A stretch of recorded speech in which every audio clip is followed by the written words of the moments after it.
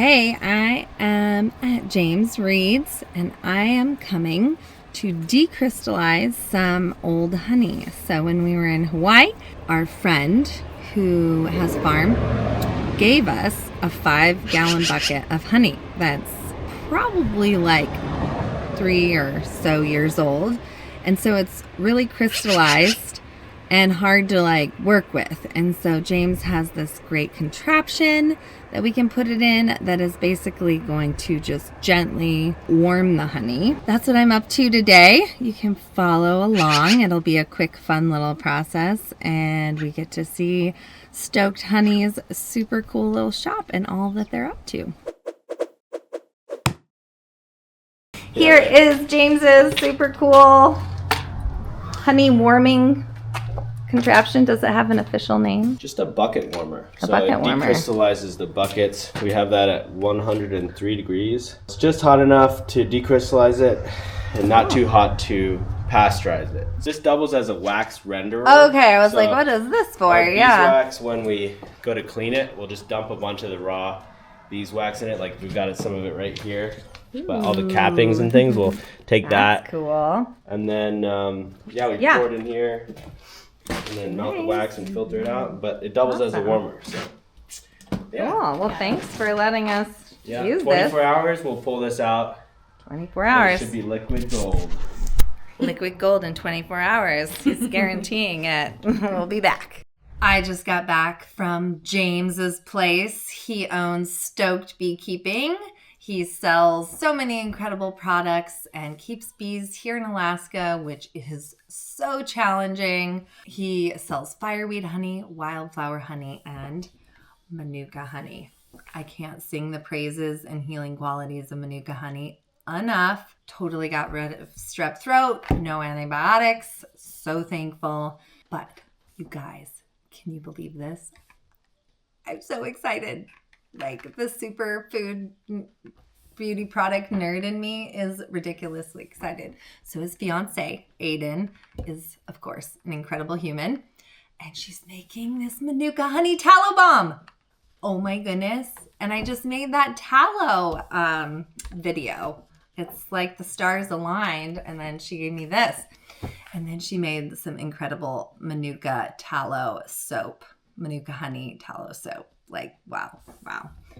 You've got to check them out, stokedbeekeeping.com, and they're also on Instagram, Stoked Beekeeping.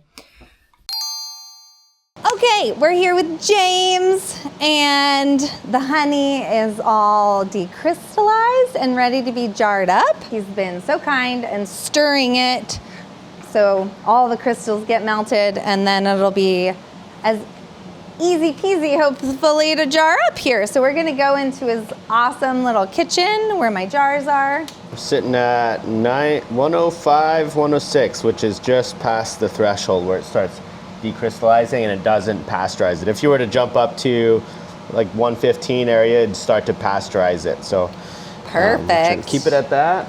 And we want it raw so it has all its lovely healing properties. Perfect. And we will let James carry that because it weighs so much. And who's the cutest dog? You're so cute. I was like, how do you do this without making a giant mess? Because I can tell you whenever I do anything with honey, it's a mess. There it is. Oh, look at that. I don't know if I really showed you before, but it was super solid and crystallized. Yeah, so it's got a few wax chunks on there, which is pretty normal if you're harvesting, so we'll get that all filtered out. James is not in his refined honey mode because it's off season. His bottling bucket, which has probably a spigot on it and makes it really easy to bottle up honey, is currently being used. Oh, pay attention, Eve. Whoa. Yeah, water should dry it off. Oh, yeah. Round. So we'll just start slow. Yeah. Oh, pay attention, Eve. Whoa. Okay. Sorry, I'm good. Oh, I know. I was like, whoa. Yeah. Whoa. Fill it right up to the top. I know. Oh, my God. Well, did you know it? Oh, good job. Look at that. Oh, my gosh. That's stunning. truly is gold. It's more valuable to me than gold. Yeah, I'm impressed with the Hawaiian honey production. It's nuts. It's probably one of the only round places that bees are not suffering. Like the population. Yeah, they produce a lot of bees. Yeah. Yeah. So if we pour this slightly crystallized stuff into that filter, it will back it up. Yeah. So it's probably better to just throw this back in the heater. That's fine. Is that okay? Oh yeah. Yeah. Yeah. We can come back. I'm gonna try a little bit. Yeah. Do it. So yummy. So we think it might be Keawe honey, because Keawe and lehua honey are those ones that are super strong. But lehua honey is actually more white. Oh, okay. And then Keawe is this darker stuff. Your honey probably never really gets a chance to crystallize like this. Fireweed honey has higher fructose levels, so that causes honey to crystallize slower. So Tupelo honey is another honey that has high levels of fructose. And for some reason, the enzymes from the bee's gut and the fructose take longer to crystallize than if it was higher levels of glucose. So interesting. Turns out our wildflower honey has higher levels of glucose. So for some reason, it crystallizes faster. Interesting. Yeah. Very interesting. So we've had buckets of fireweed honey that's like really pure fireweed honey won't crystallize for like a year and a half. Oh, wow. Yeah, it takes a long time. Cool. It's also temperature related. So the cooler, if it stays warmer, like if you keep it in a warm room, it takes longer to crystallize. But all right. I feel like I'm done with this. Yeah. I feel like I'm done with this too. Okay. How can I assist? Yeah, if you just, perfect. You can't hesitate, that's for sure. Yeah, right? It's like commit to the movement. Yeah, exactly. So it's still crystallized towards the bottom of the bucket, but I have a few jars that I can bring home and start using. I'm really excited. I'm gonna go make a sourdough raspberry cobbler with this gold. Woo, woo. So exciting. Stay tuned for more good stuff. Look at all these different colors of honey. This is honey from Costa Rica. It's super dark. I have no idea what the plant is it comes from. This is the honey that we got this year in Hawaii from a friend who has a farm. Gone to the farmer's market in Hawaii and tried all different kinds of honey. And this tastes the most like Keawe honey, I think. And then this is wildflower honey from Alaska. This, wow, so light honey is fireweed honey. So James sells both fireweed honey and wildflower honey at stokedbeekeeping.com. All of these taste so different. You know, obviously the darker the honey I found, the more dynamic the flavor. That probably doesn't always hold up.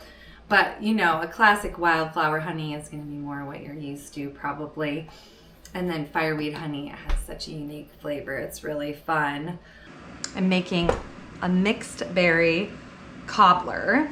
And it's not just any mixed berry cobbler, it's a sourdough mixed berry cobbler. So really, you can put whatever combination of berries you have in this. So I have strawberries, raspberries, blueberries, blackcurrants, Juneberries, and then I threw a few peaches in there. So I'm gonna put some vanilla, about a teaspoon-ish, 3 tablespoons tapioca starch, so about a teaspoon of lemon juice. We're gonna sweeten it with honey, the stuff that I got all melted down with James and jarred up. It has such a cool, unique, kind of strong flavor that I think will be amazing in this. I'm really excited. 1/2 cup. Oh, yum. I'm gonna mix this up and kind of assess whether this is enough honey. The tartness of berries varies dramatically, like so dramatically. Pretty much all of our berries here are very, very tart. They are going to be so much more tart than what you would buy in the store. What I am gonna do is add just a tiny bit more honey. Keeping that in mind, consider the tartness of your berries and then adjust recipes accordingly. Sprinkle the tiniest bit of salt. Got that mixed up good enough. Pour it in cast iron skillet. We have all of our pie or cobbler filling all mixed up in this 12-inch cast iron skillet. I'm gonna cover it with foil and bake it for 30 minutes at 400.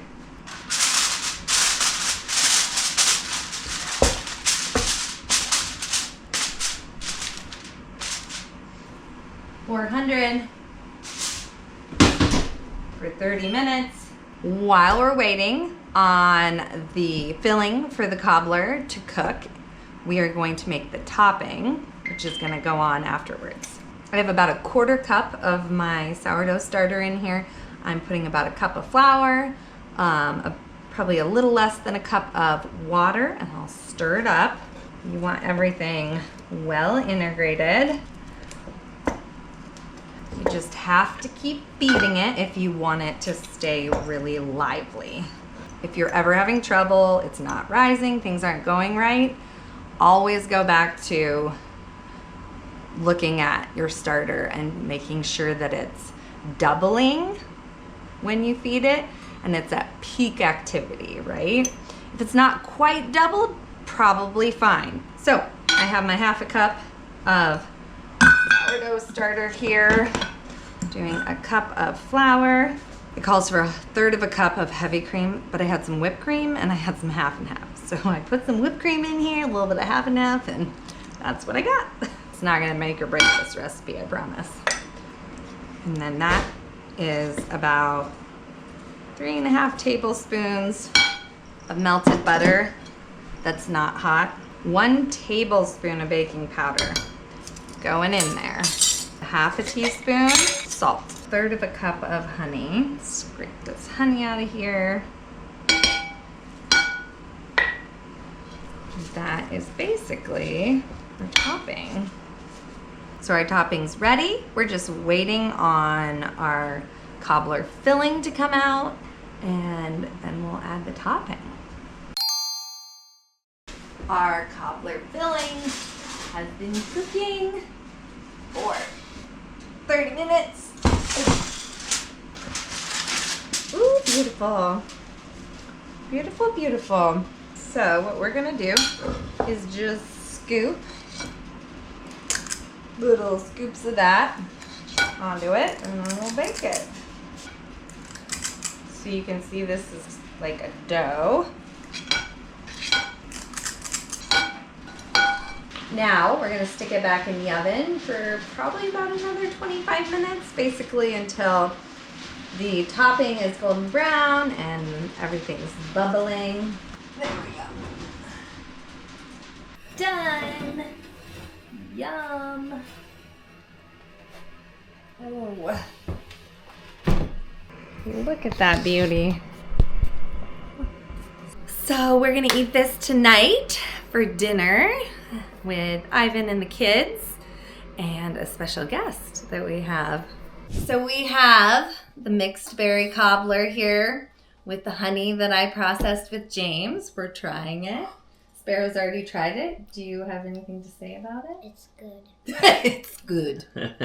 Approved by Sparrow. And we have our guest here from Fowler's Mischief and Makery, which is pretty cool. Came up here to visit us in Alaska. We met 7 years ago, 8 years ago. Yeah, something like that. Yeah.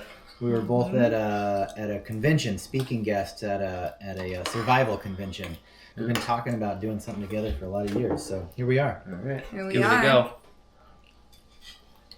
go. Honest commentary. I think I should take this back to my place because it's probably not gonna. It's no good. That's no good. Yeah. Okay. That's no good. It's so good. And this is just sweetened with honey? Just sweetened with honey. Mm. And then the top is a sourdough. I do not recommend making your own sourdough. I recommend buying a sourdough from someone who has a really good, really old, solid sourdough starter that works. Because when you make your own, which you can, obviously sourdough starters were made from scratch, it just fails. So you might spend, at times, like many trials trying to get a good sourdough starter to like activate and be bubbling. But inevitably, an older starter is going to be better and one that has been like tried and true, Gotcha. proven. So if you want some of Eve's sourdough starter, leave a message in the comments. Oh, and then Ivan's gonna make me ship it out to you. Yep, and then you can have some Eve's sourdough starter. We'll sell it on we'll make you a landing page on my website, there we like go. we did for the Wooded Beardsman when we created Wadobo with him, There you go. and you can yep. There you go. Thanks for having me. We already had some fun, didn't we? Yeah. Got out there, caught some fish, cooked some fish, and just getting started. Yeah. Oh boy. Let the fun begin. It was so good. It was so good. It was the yummiest cobbler ever. Yum. So yummy.